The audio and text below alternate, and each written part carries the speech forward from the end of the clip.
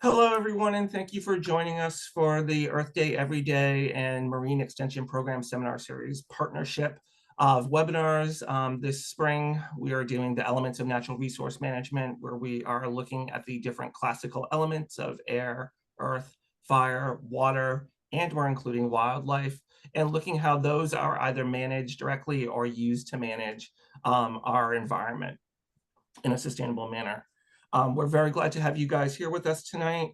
As I mentioned, these webinars are a partnership between the Earth Day Everyday program and the Marine Extension Program Seminar Series, and we do provide these free of charge. But if you would like to support our Environmental Stewards Program, which the donations are used towards scholarships, we'll get the information on donating in the chat and sent out to you guys, and a link to be able to do that if you would like to be able to do that. If you want to go ahead and advance the slide, Bill.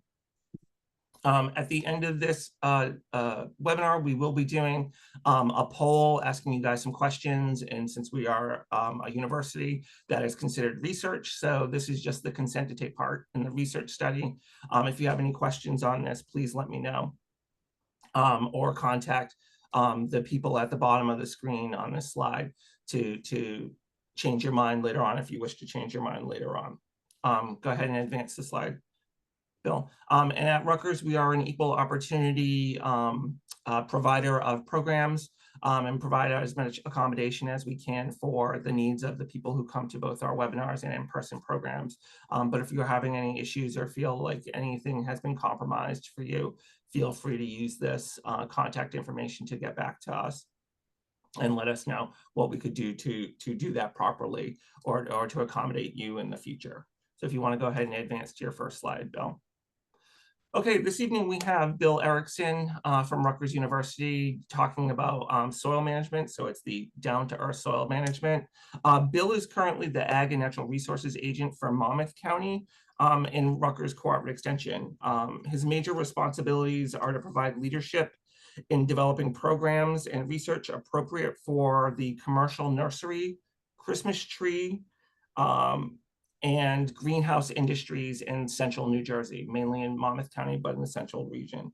He does a specific emphasis on innovative programs, working with field and container nurseries, also doing integrated pest management for any sort of field or greenhouse pests and diseases, and generally supporting the horticultural industry in general. I haven't used the word soil, and Bill is here to talk to us about soil, but just so you get comforted, Bill completed his master's in soil science at the University of New Hampshire and is currently in the process of getting his PhD in plant biology and pathology at Rutgers University. So fingers crossed that'll be happening soon for him. So we are thrilled to have Bill here talking to us about soil health management. Thank you, Bill, for doing this. The floor is yours. Great. Thanks, Steve. And thanks everyone for being here and for being excited about soil.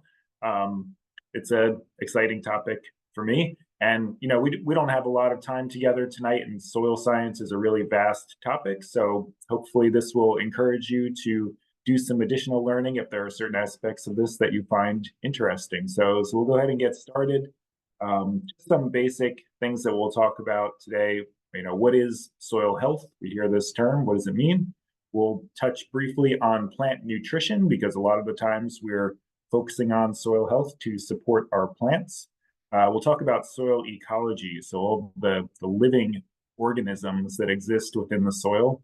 And then we'll look at some regenerative management strategies. So what can we do? How do we influence the soil, and how can we do that in a positive and regenerative way? So we'll start off with our soil health definition, and I really like this definition. This is from the USDA Natural Resource Conservation Service.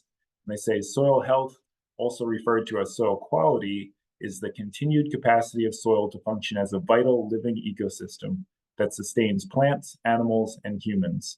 And I really put the emphasis on that vital living ecosystem in the soil, because it's alive and it supports all of the other terrestrial life on the planet. So this is very important.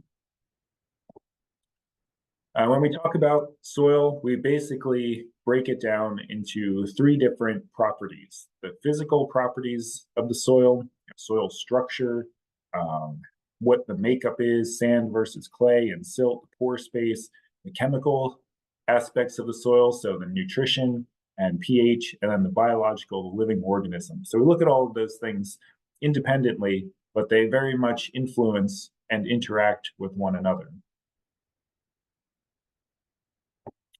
Okay, so we'll start with the physical properties. And this is a very simplified drawing of soil. But if you were to pick up soil in general, this is also very generalized, about 50% of the soil is solid particles.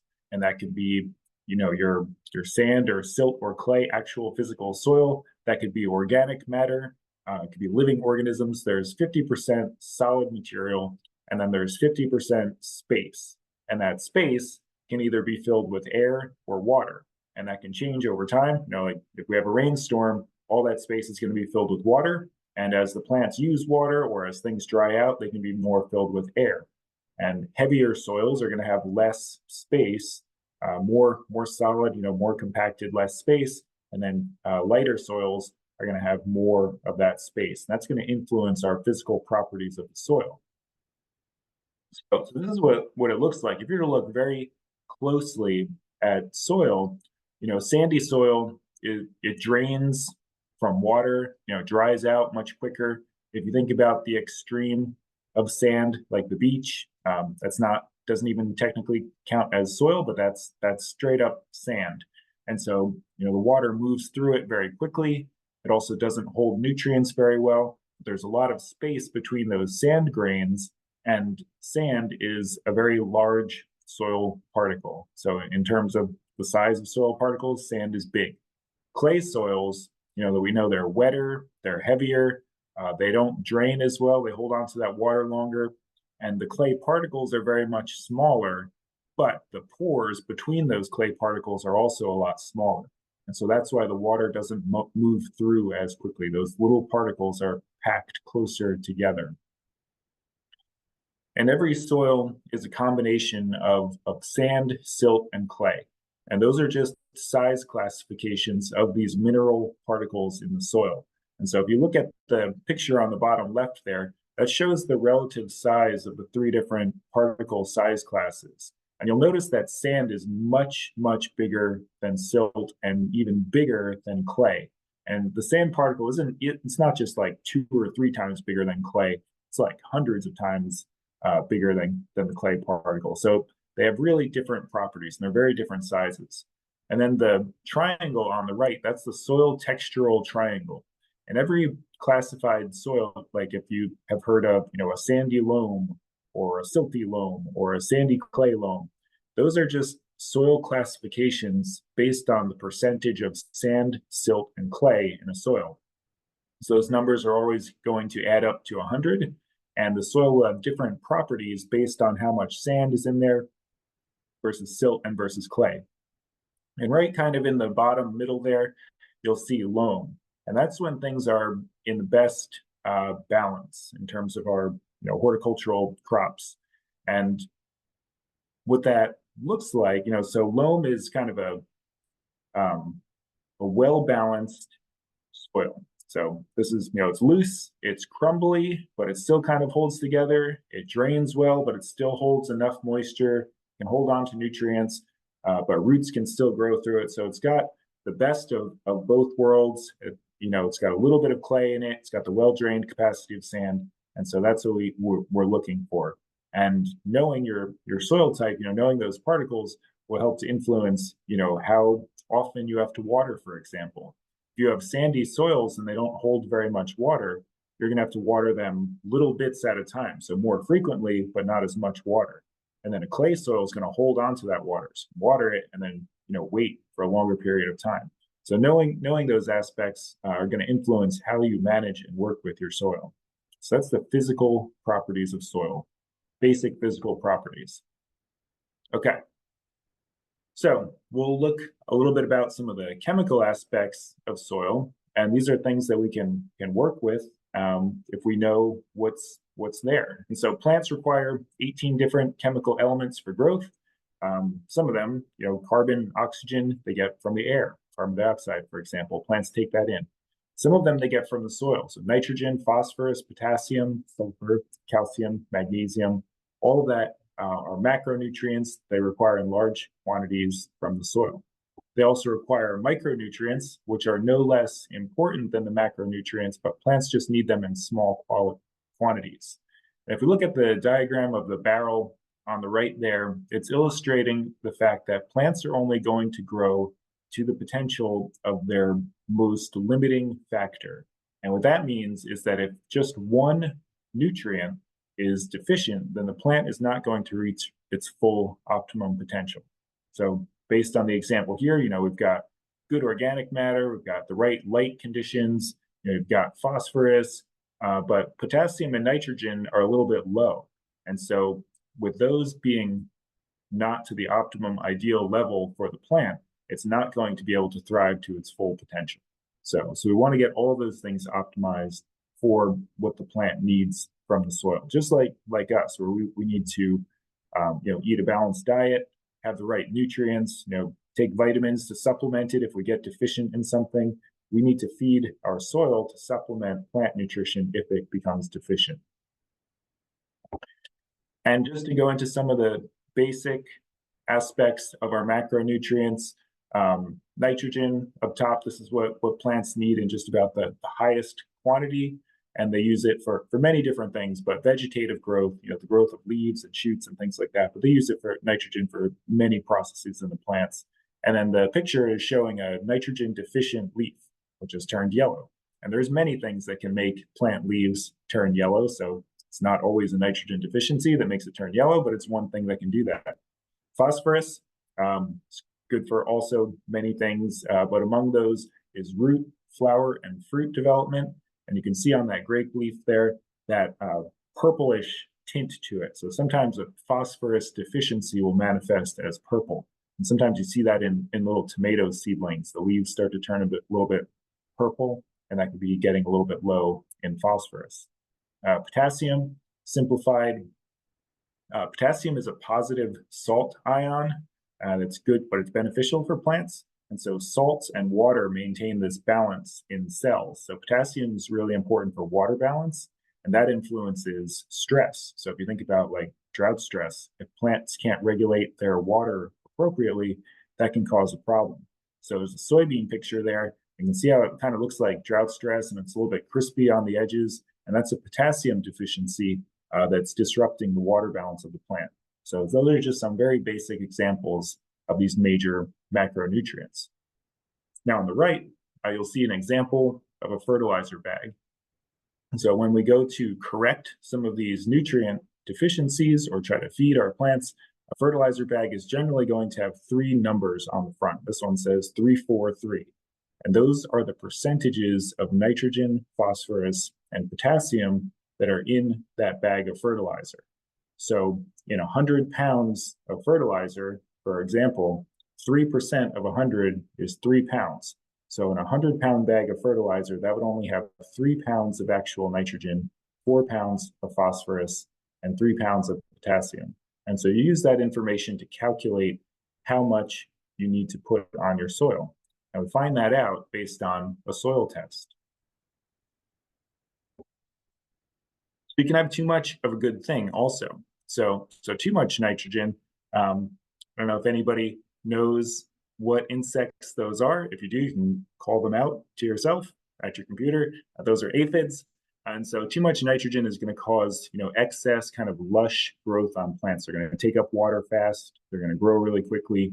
And it results in thinner cell walls, actually. And this can make them a little bit more susceptible to some pathogens and to some insects like aphids.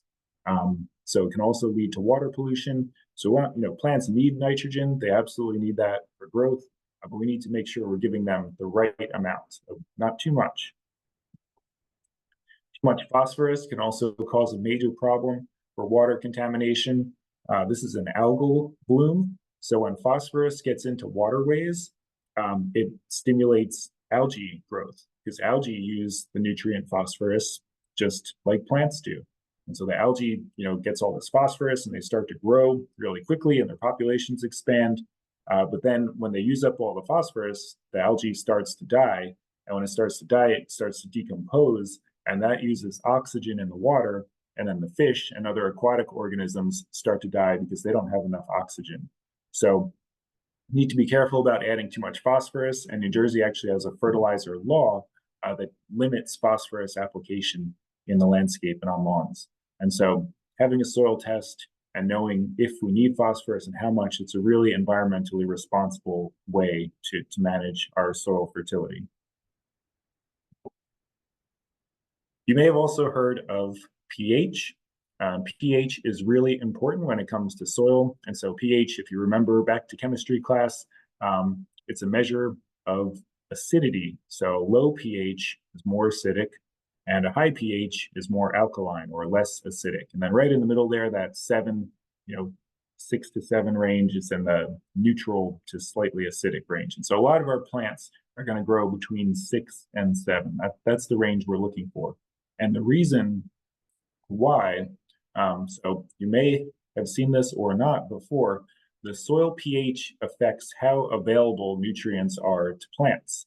And so if we're looking at this chart, across the bottom, we've got the different pH concentrations. So acidic is all the way on the left, 4.0, that's pretty acidic soil, going all the way up to alkaline, and 7.0 is in the middle.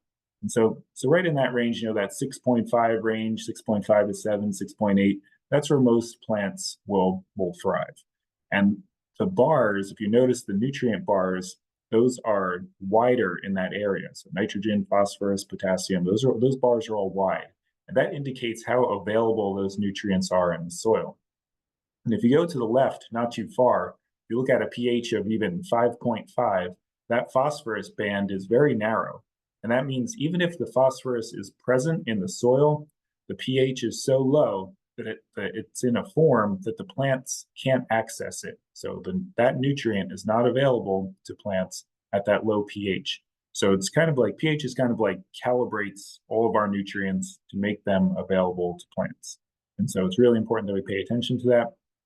And of course, certain plants like blueberries or rhododendrons or hollies, they actually do better in a lower pH. So we need to know the ideal pH range of the plant that we're working with, and then we need to know our soil conditions and try to match those things up. We can manage and change our soil pH using soil amendments, and these are all natural mined materials. And so a lot of the times you'll get a recommendation to add lime to your soil. It'll raise the pH. You might say, what is lime? And so it's limestone. It's mined limestone and ground up and pulverized and sometimes pelletized. And this will help to add calcium to the soil and also bring that pH up if it's naturally low. So over time, plants will just, in New Jersey, our soils naturally have a low pH. And over time, left to their own devices, if you're growing plants, that pH will decline over time. So you have to keep checking on it and keep supplementing calcium or other materials to correct the pH as needed. So there's different types of lime. One, simplest one is calcitic lime. It's calcium carbonate.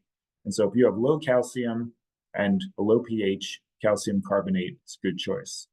Then you have dolomitic lime, and that's calcium and magnesium, calcium magnesium carbonate. And so if both of those nutrients are low, then you would add dolomitic lime. And that's an important distinction, because if you have high magnesium already, but your calcium is low, and you don't need any more magnesium, you don't want to add dolomitic lime because it can put things out of balance.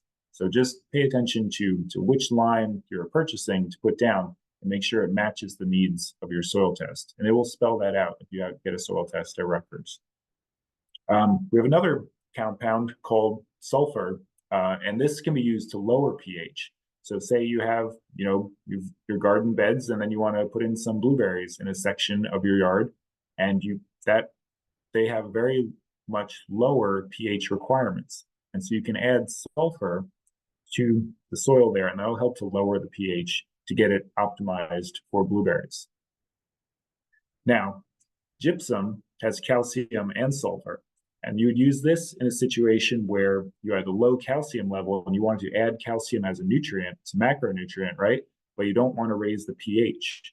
So this could be, if we use the blueberries as an example again, what if you have the ideal pH for your blueberries, but your calcium is still low? And so this is where you would use gypsum.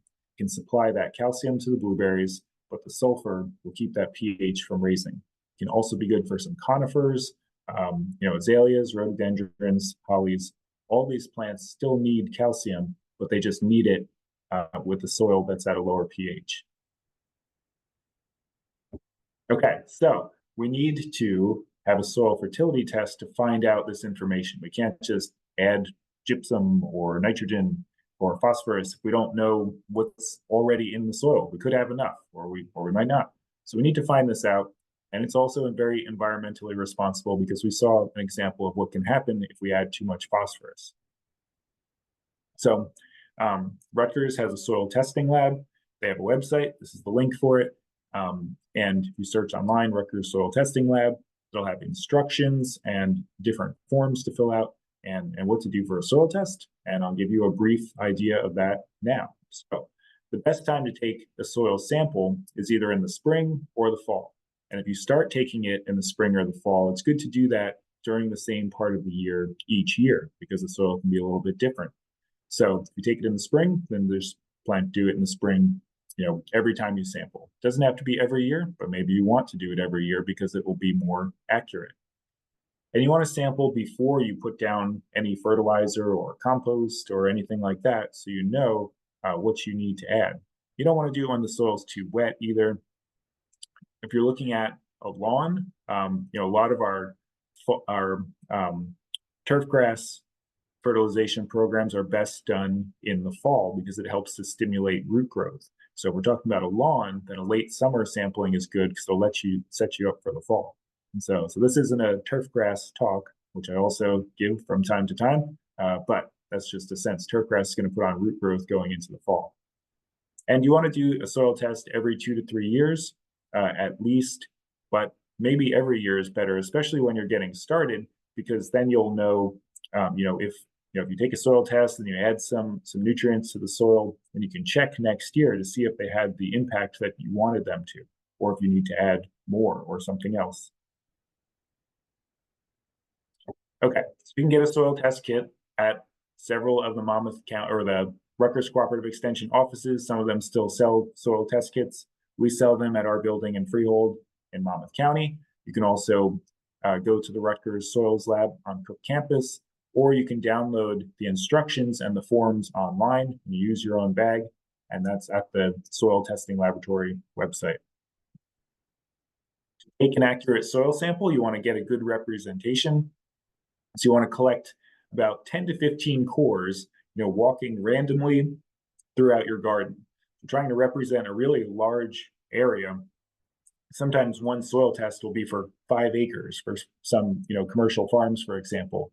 And we're only sending in about a pint of soil. So if you think about a pint glass of soil, how is that going to represent 5 acres? And the way we do that is to walk around kind of to random areas of the field or the garden or the lawn and take multiple cores, take them from 10 different places and put them in a bucket and then mix up everything in that bucket and then take the sample from that mixed up bucket of soil. And so it helps to get a better representation of what's actually in the field, as opposed to if you were to just take it from one place. And then, it could be very different 20 feet away from there. So that's how we do that. When it comes back, it's going to look something like this on the front page. And so you can list 2 different crops, up to 2 different crops. And so for this one, it was high bush blueberries. A new planting was the first crop. And the second one they were looking for recommendations was for a vegetable garden. So you can see the pH recommendations. That pH is 5.89. It's a little bit too high for blueberries and it's a little bit too low for the vegetable garden. So we can add sulfur to lower the pH for blueberries, and we can add lime to raise the pH for the vegetable garden. And the second page of the soil test report will have the recommendations on what to do there. It also shows you the macronutrients. So you can see phosphorus, potassium, magnesium, and calcium. Everything's looking pretty good. Got that scale there, very low, low, medium, high, and very high. And that high range is the optimum range. So we want to be in that range or, full on that range. So when the plant takes up nutrients that year, you're still in that optimum range. So it might add a little bit of phosphorus to that, or it might just, that might be okay for this year. So micronutrients, you'll see those on the bottom. All of those look adequate. You'll notice that iron is a little bit high. And in New Jersey, that level of iron is nothing to really get alarmed about. We have naturally high levels of iron in our soil. And also when the pH is lower, that makes the iron more available. So that makes that a little bit higher. So that is nothing to be concerned about. So that all looks good. Okay, so talked about the physical structure of the soil, talked about some chemical attributes which we can influence. And now this is really my favorite part of the soil, is the soil ecosystem, all the living creatures that exist in the soil. And we don't think of it as being alive because we can't really see most of them. But there's a lot of microorganisms and a lot of different microorganisms and things that we don't even know about and can't even identify yet exist within the soil. So there can be 600 million bacteria, 3 miles of fungi, 10,000 protozoa and nematodes, all in 1 teaspoon of soil. All these different organisms, tremendous diversity exist in the soil. And they're all performing different functions. So an important, healthy, functioning soil has this diversity to it. So we talk a lot, and you probably have heard about soil organic matter. And this refers to the living and previously living carbon-based components of the soil. Anything that's organic matter is either alive right now or it was alive at one point in the past. And this has many functions in the soil. It's feeding soil organisms. If you think about your compost pile, for example, that's like the ultimate organic matter, and it's feeding these organisms, and their growth is occurring. And when the organisms are eating the material, they're releasing nutrients. It's helping to improve the structure of the soil. It improves the porosity and infiltration, which has to deal with the way water moves through the soil. It can reduce erosion. It can also increase how the water holds on to, or that the soil holds on to water. So organic matter can improve a sandy soil and make it hold water better, and it can loosen up a clay soil. It just brings everything into the right range and the right balance. It also improves nutrient holding and release, which is called cation exchange capacity. And I'll show you in the next slide what that is and why it's so important. But soil organic matter can help with that. And improving organic matter and how we handle soil organic matter, this is our biggest human influence on the soil. If we deplete organic matter or if we increase it and regenerate it and maintain it, that's the biggest impact that we can have on our soils, is trying to manage this responsibly and in a positive way. Okay, so this is cool. This is a little bit of soil science. This is cation exchange capacity, and your soil test will tell you a little bit about this. But this is how soil particles, and in particular soil organic matter, holds on to nutrients. So cations have a positive charge. Calcium, potassium, magnesium, those are all important nutrients that have a positive charge, and they stick to the soil organic matter, and the organic matter holds on to those particles until the plant needs them. And then the root exchanges with the soil particle, with the organic matter, and takes those nutrients. So they hold on to the nutrients until plants need them, but they don't, they're not holding on to them so tightly that the plant can't get it. So it's like Velcro or like a sticky paper or like a sticker. The plant can it can get it when it needs it, but it keeps it from leaching away and from, getting into the water or out of the root zone and becoming unavailable to the plant. So a really important thing we can do. Okay, and so around the roots of plants, this is a zone called the rhizosphere. And maybe that's a new word. Maybe you are learning a new word right now, which is exciting. But the rhizosphere is a really important zone in the soil. And I kind of think of this as like a coral reef, the way there's like biological activity and different areas for different organisms to live and different food sources. But most of the biological activity in the living organisms are concentrated around the roots of plants. And roots are actually releasing sugars and releasing different compounds. And there's new research that's actually showing that plants release specific compounds through their roots to invite and encourage and cultivate beneficial soil microbes. And so they're forming this intentional relationship and forming a symbiosis with beneficial microbes. So the plant isn't going to use its energy and its sugars and share them if it isn't getting a benefit. So this is all occurring in the root zone. So this is exciting.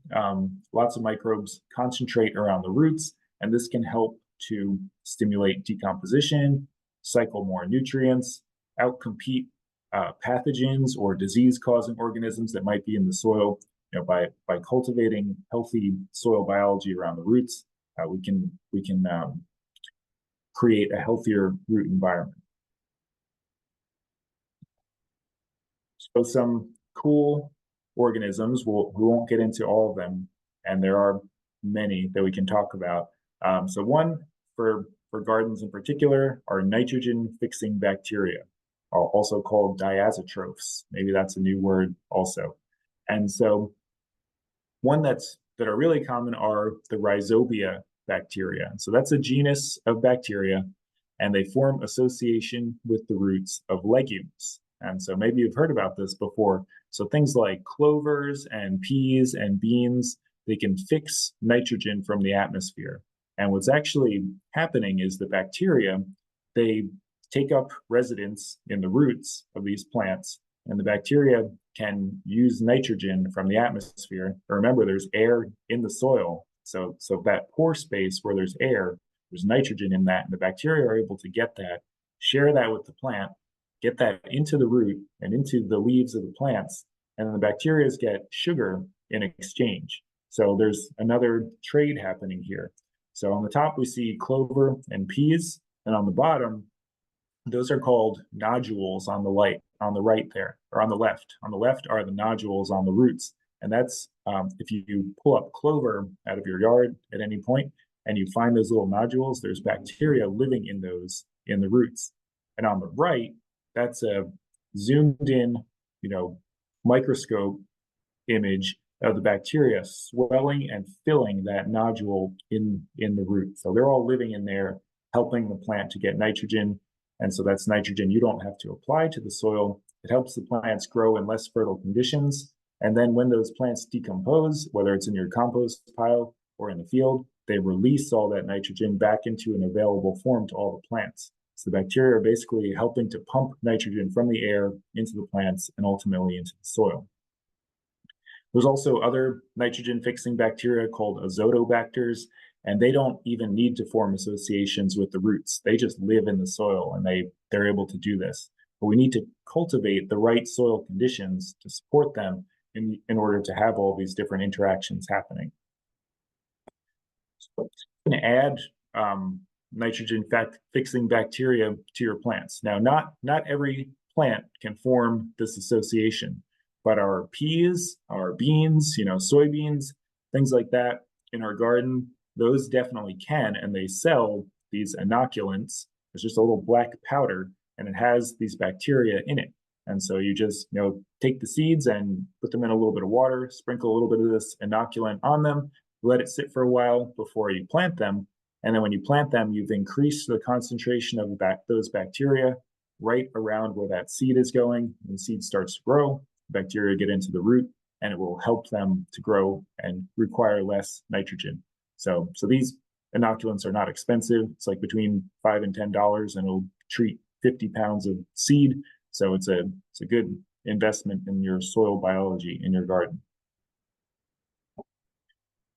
One other soil microorganism that I'll mention as being really important are mycorrhizal fungi. So these are beneficial fungi. So it's not a bacteria, it's a fungus, totally different organism. And they've formed a symbiosis with the roots of nearly all plants on the planet. There's many different species of mycorrhizal fungi, and this relationship between plants and fungi is actually a reason why we think that plants were able to colonize onto land, evolve from algae and move on to land, was through this association with mycorrhizal fungi before they had actually evolved true root systems. But anyway, from our perspective, the fungi, they connect with the roots of plants. And I like to think of them as kind of like an extension of the root system. So they can reach farther, they can access water and nutrients in the soil, and they help the plants, with nutrition, with drought tolerance, access to water. They help to modify the soil structure. Up on the top right there, you see how that looks so like really sticky? So there's sticky secretions that are happening from the mycorrhizal fungi. They can help to coat the roots, preventing them from drying out. They can help to also hold soil particles together. So these are really beneficial organisms in the soil, but again, we need to create the conditions for them to thrive. And they help to make these aggregates. You can see the fungal hyphae, those little threads are those organisms holding those particles together in the soil. Okay, so I mentioned that organic matter is the most important thing that we can do for the soil. And there's two major things of how we can influence soil organic matter. And look at the complexity of this. This is a simplified picture of what can exist in the soil, but if soil goes undisturbed, it allows all this to happen. It's like succession of a forest, there's succession of soil also. So more connections happen, more aggregates, more fungi, more microbes. And so all that needs to develop. But when we disturb the soil over and over, we break that all apart. And the soil has to rebuild it again, and that takes time.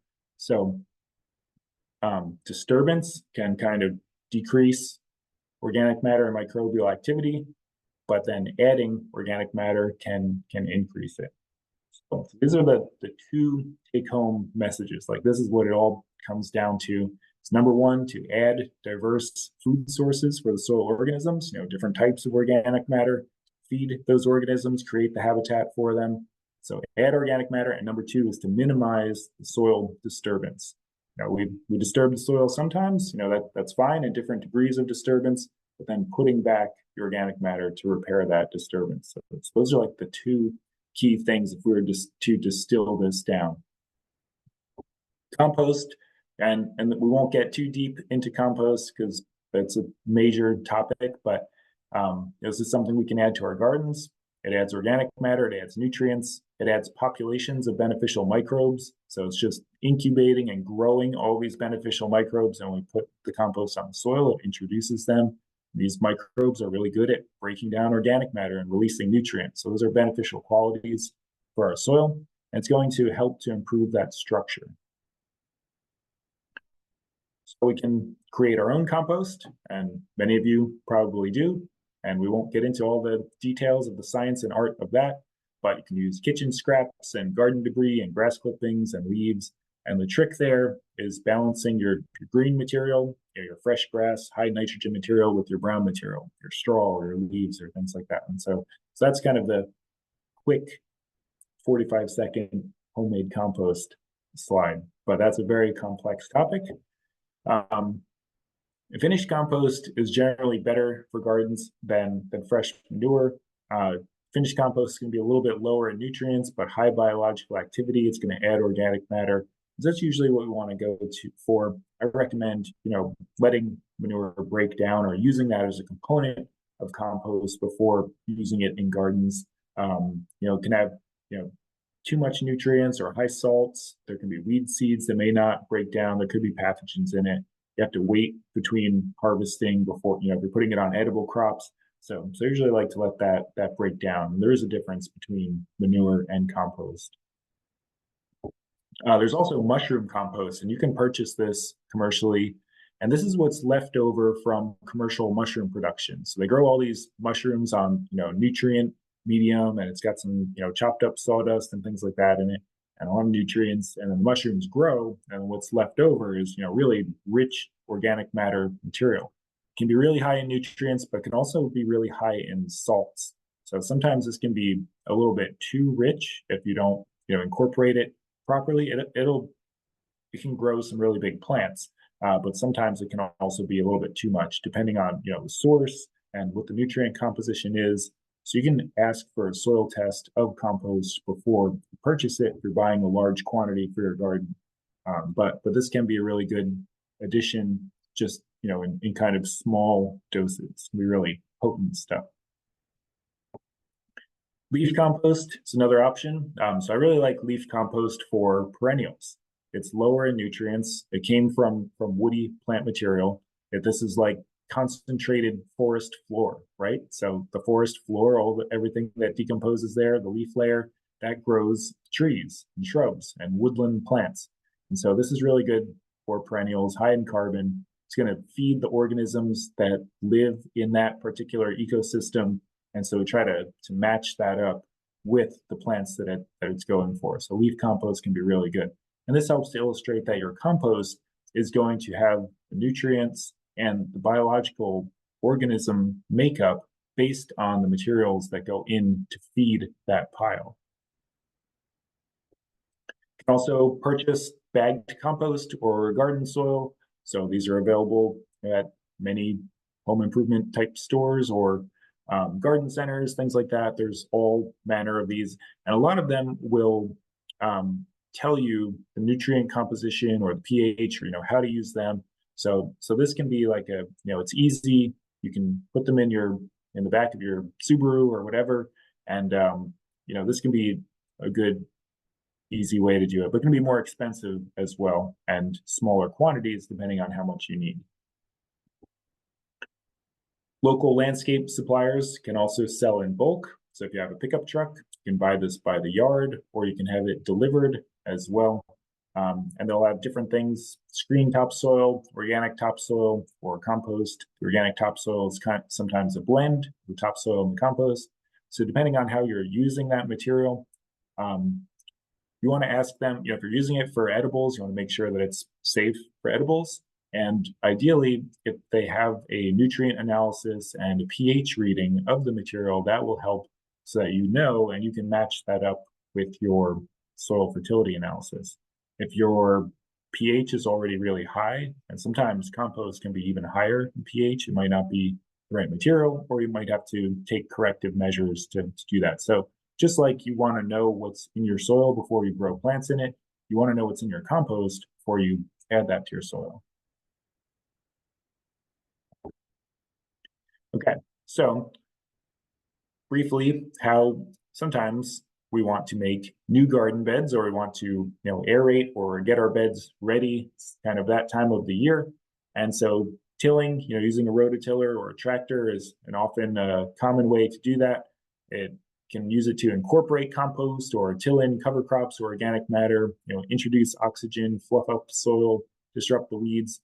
But just recognize that we're creating a soil disturbance here. And remember, we want to try to minimize disturbance and increase organic matter. So what we're doing here is breaking up all the organic matter into smaller pieces.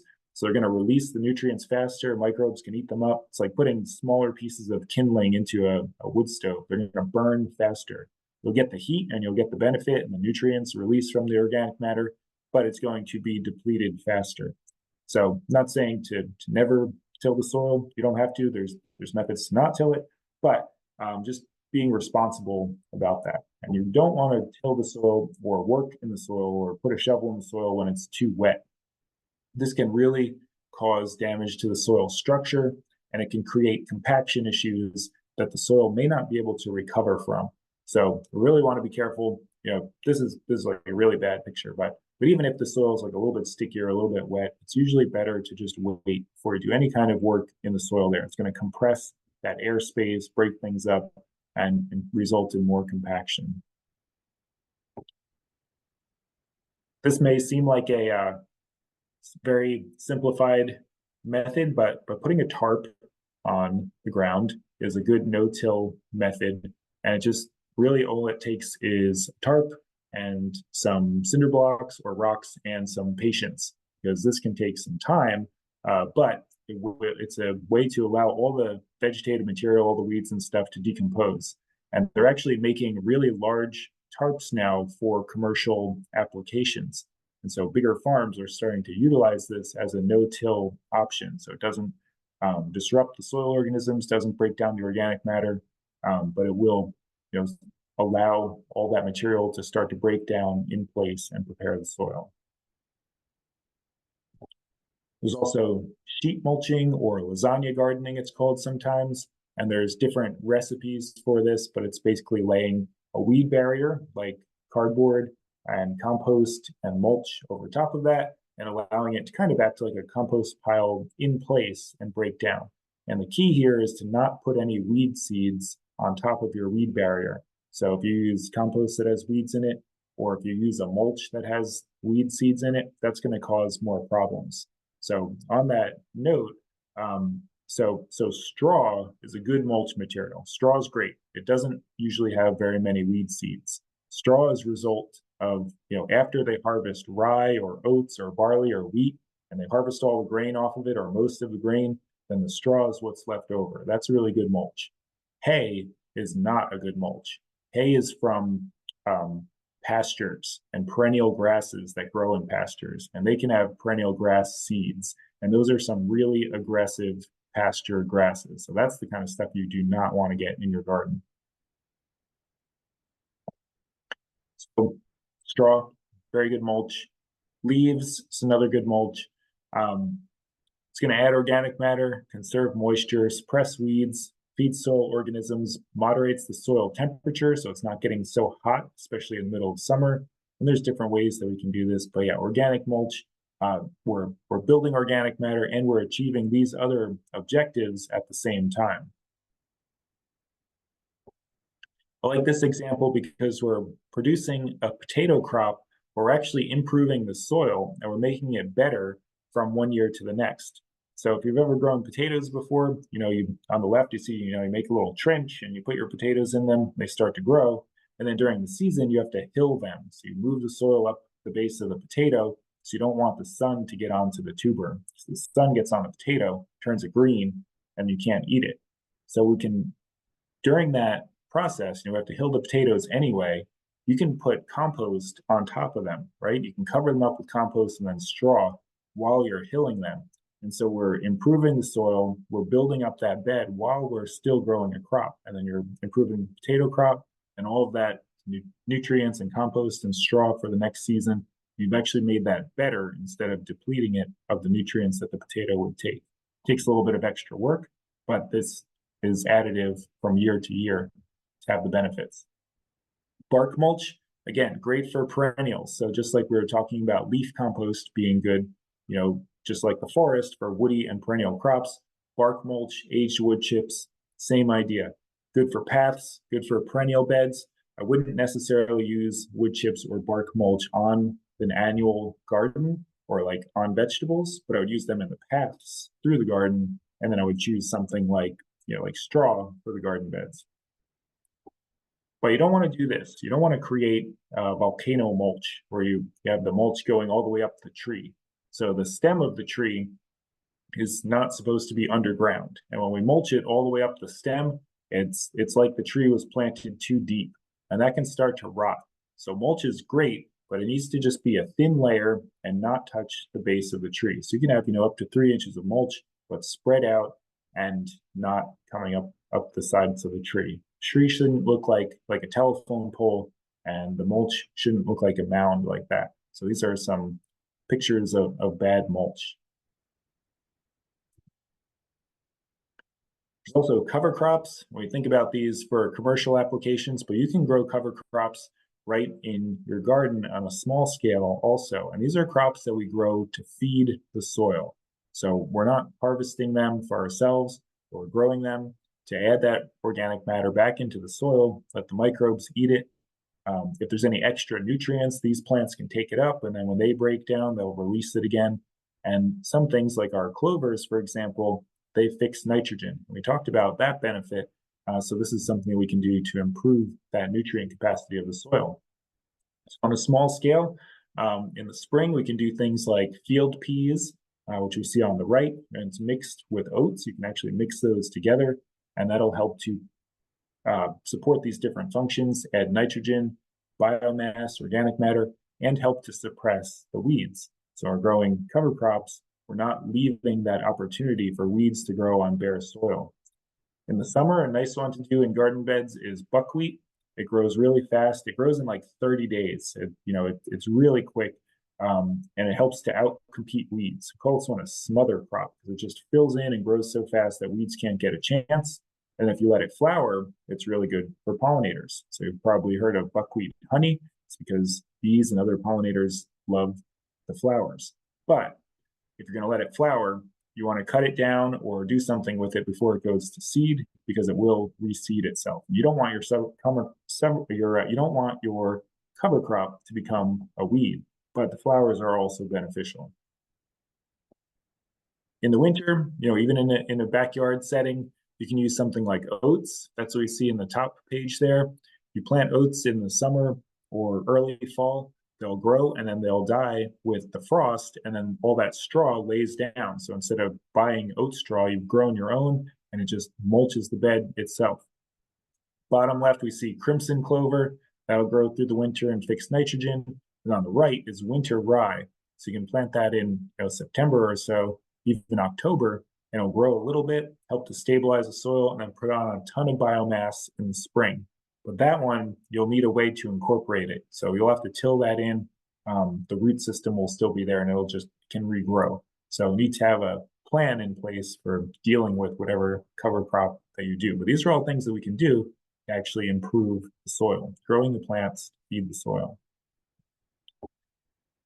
And so I like to think about, natural ecosystems, especially the forest, as a good model for us. It's nobody fertilizes or waters the forest, but there's this constant cycle of nutrients and biological activity.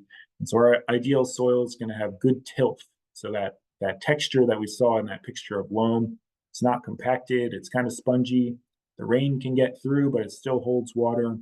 We can work on our fertility, look at a soil test, increase the organic matter, increase earthworms, beneficial soil organisms, and they'll help to compete against the pests and disease. So think of it at managing it as a whole system and look for ways that we can improve this each year and improve our soil each year. Okay, so that's my soil in a nutshell talk. Be happy to take any questions, and thanks for listening. Thank you so much, Bill. Thank you for going into detail on some of those topics.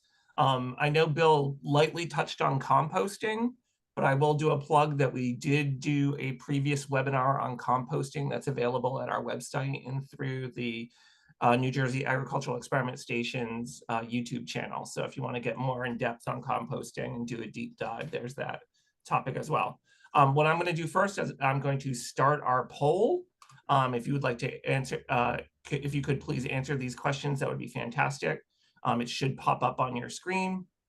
Please fill it out at your leisure as we go through the questions that were asked. We do have a few questions, so hopefully you got some time to answer them. One of the first questions we got was from Kelly. She asked, do different species of plants have different nutrient requirements, and how might that impact your use of soil amendments? Yeah, that's a good question. And the answer is yes, absolutely. Plants have very different nutrient requirements. And on your soil fertility test, so when you send that to the lab at Rutgers, you can put up to 2 different plant types on there. So the example we saw, it had blueberries and it had vegetables. And vegetables is very broad, so even different vegetables can have different nutrient requirements. And so that can give you a good baseline of what is in your soil, and then you can do a little bit of research on the specific plant that you're interested in and find out, what exactly does that need? What pH does it thrive in? How much nitrogen does it need? How much phosphorus, things like that. So yeah, it'll take a little bit of background research on each individual plant.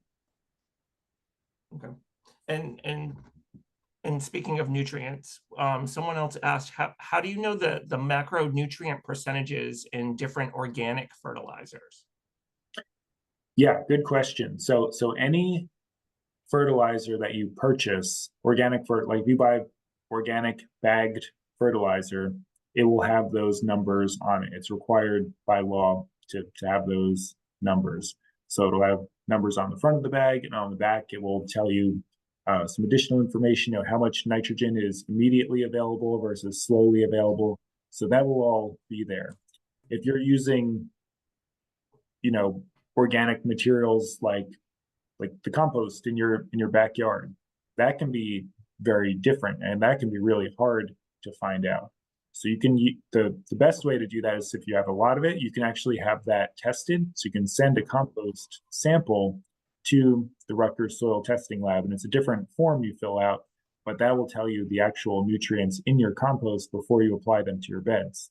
Or you can look online, and there are resources that will publish, relative values of different organic amendments, like seaweed, for example. You can find that information, but it's never going to be exact unless you test it yourself, or if you're purchasing something that commercial that has been tested and labeled. Thank you. Once again, if anybody has any questions, feel free to put them in the Q&A and we'll get to them. Okay, so I'm going to hit you with the question that a lot of people have been asking about. You started talking about some of the things that live in the soil and how beneficial they are, but there are some things in the soil that we don't want in there. And a lot of people have been asking about any recommendations you have for controlling or handling the Asian jumping worms. So do you have any recommendations for dealing with that? No, I actually don't have any recommendations. I think like being conscious of what materials you're putting into your landscape is important. So like trying not to add them to an area where they don't exist already. Yeah, that I don't know if there are really any good controls that have been developed. I don't know. Are you aware of any controls, Steve? No, I haven't heard anything. One of the people who asked the question had said that it was suggested that they remove the soil from around any donated plants that they may have gotten. So you can actually remove the soil and just use your native soil that's in your property. So you don't basically cross-contaminate it, for lack of a better word. But then someone else suggested, I don't know if you know the research on this, I do not, but these are biochar for preventing the Asian jumping worms. Yeah, I don't know about if biochar would do that. I know biochar generally will like help to support soil organisms, and I don't know if it would discriminate against the jumping worm versus other organisms. But I do think that trying to exclude them, like the way of being careful of what kind of soil comes into your yard. I think that is important. I think that's the one measure, is just trying to not let them get there in the first place. Okay. The questions are coming in fast and furious. Just in terms of fertilizers, is there a time to know when you would use slow release versus regular fertilizer, or quick release fertilizer, I guess? Yeah, so it's like two different approaches. So a lot of the slow release fertilizer will have a soluble or faster release component to it. Like a small amount will be immediately available to the plants, and then the rest is like metered out over the season. So that can be good to use like early in the season for your seedlings, right? The plants are still small, they'll get a little bit of fertilizer, and then over time, slow release will help to support them throughout the season. Soluble fertilizers, or like quicker release fertilizers, you want to take like more of a slow, like spoon feeding approach with those, because it's all going to be available at once. So you don't, or when it gets wet, basically. So you can use those like a little bit more frequently, or you can use those to like correct a deficiency. Like if you use a slow release and then like later in the season, your plants are looking a little bit hungry, you can use soluble fertilizer, or there's even liquid fertilizers, and there are some organic liquid fertilizers that you can use, and those can help to correct a nutrient deficiency. It's like liquid vitamins, or carrot juice. It's like more absorbable, and so some of those materials can be more faster acting for the plants. Thank you. We do have a couple of questions on composting. One person said that they've always had a problem with wasps invading their compost. Any suggestions on that, or on how to prevent that from happening? There are like contained compost, units. They're like, there's different ones. Some are like a bin that you can spin and it's all closed up, or there's that one that kind of looks like a robot. I think it looks like R2D2, and it's like the container, and you put the compost in it. So if you're having trouble, with that, maybe some of those units that are a little bit more contained and sealed up might be a good option. Okay. All right. We're we're a little past 7:30, so I'll just hit you with two more questions. Someone was asking about branded bagged wood mulch versus wood chips, and what's your opinion on that? And can wood mulch be added to compost? Yeah, so for the first one, for bagged or non-bagged, bulk wood chips, I think either one can be fine. I usually go for the non-dyed material. Given my choice, I would go for aged hardwood chips or bark mulch. That's most natural materials. I don't know the research on it per se. A lot of the dyes are supposedly non-toxic or whatever. But yeah, the bark mulch and the aged wood chips have more of the tree component, like more forest component to them, and so that diversity in materials can help to support different types of organisms and break down. And they're going to be dark enough anyway if you like that, really that dark look to them. Fresh wood chips, if you're using those on your garden beds, or if you're using something fresh wood chips into your compost pile, just be aware that fresh wood chips are very high in carbon and they can tie up some nitrogen. And so it's composting is all about that balance of carbon and nitrogen. And so it will take nitrogen to break down the carbon in that wood chip and that balance. So it could slow things down if you don't have enough nitrogen. But if you have a very nitrogen rich compost pile, it could be an acceptable addition, or a little bit, if the wood chips could go in there. So fresh wood chips can also be good as, like a top mulch for perennials, but I wouldn't necessarily incorporate them into garden soil because they will tie up that nitrogen. So you don't want to incorporate them, but on top is okay. I was going to cut off the questions, but a very interesting one did just pop in. Somebody asked, when you're growing plants in pots or in containers, do you recommend testing that soil as well? Or is it just the soil in your yard or the larger garden areas? Yeah, I think it depends on where that soil came from. Like if the soil came from your yard and you tested it first, then you have a good sense of what it could be. If you purchase bagged soil to fill up your containers, then usually they will have some sort of a nutrient analysis on it. Or if you're using it every year and you have older soil that's in there, maybe you want to do a soil test, or like mix them all together. Take a little bit from each of your pots and put them together. But yeah, a lot of the time we'll like put new soil into our pots each year. So just testing it beforehand, I'll let you know what's going into there. All right, thanks. Okay, and no, I promise this is the last question, but it is one of the more interesting ones that we got. Ted would like to know, can you please speak to the research which suggests that plants or trees communicate to each other through electromagnetic fields in their root structure in the soil? So I know you had mentioned the rhizosphere before, and I know you do work in your dissertation in the bacteria in the rhizosphere. So this is just an interesting question. Can you comment on the communication between plants?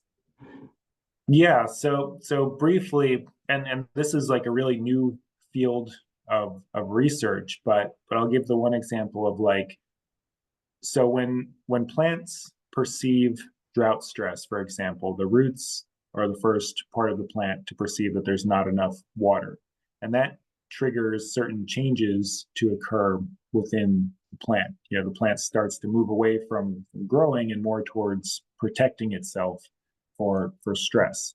And with that, it'll start to release certain compounds at the roots that might encourage beneficial bacteria and fungi that can support drought stress tolerance. Those bacteria can produce specific compounds that can help the plant with drought stress.